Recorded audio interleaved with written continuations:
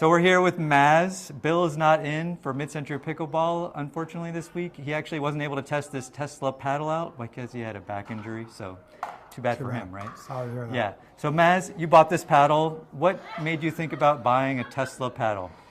Not sure. I have a Tesla, so I figured why not? You got a Cybertruck, right? Yeah, I got a Cybertruck, and I have a Tesla Y as well. You got a Tesla Y as well? Yeah. 2 Tesla cars? Yes. Okay, so is this kind of a hood ornament, or is this more, what do you think? Initially, I thought it was a cool paddle to have, to try it out. I knew it had some value because I got it sent to my email and people were just hounding it.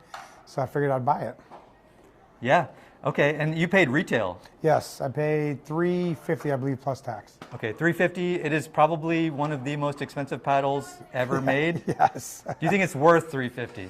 Realistically, for me personally, I don't like the little gap right here, especially the way I hold my paddle a little bit higher. Right. My finger always falls in there. Yeah.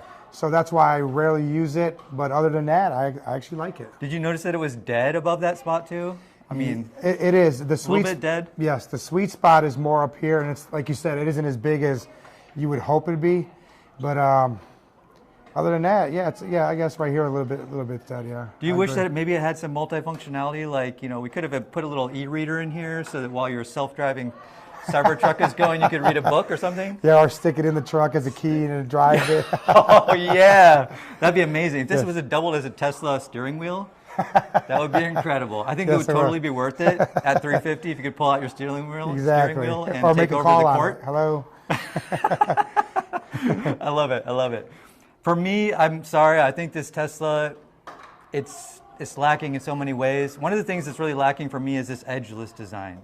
I don't know if you guys can see that, but look at the way it's cut. You can't actually fit. There's a weight on there, but you can't fit any more weight on there because These are made to be built in. Yep. Yeah. So I mean, it looks like a blade or something. Exactly. So you can't really customize it, unfortunately, and I think the twist weight is kind of low. Like when I hit off center with this thing, I feel like it's going to twist in my hands. I agree, but I just like the paddle. I don't know why. I just love the control I have, especially being a power player. This paddle definitely is not for a power hitter at all whatsoever. No, not at all. What do you think about the grit? The grit is awesome. A lot of spin on it. Feels good. I love it. I love it. Just feel that. All right, so this is not exactly a recommend because right now the secondary market, these things are exploding like crazy, right? Too expensive. Yeah. And needs a little more work. But overall, buy it if you can get it for retail and sell it to make a profit.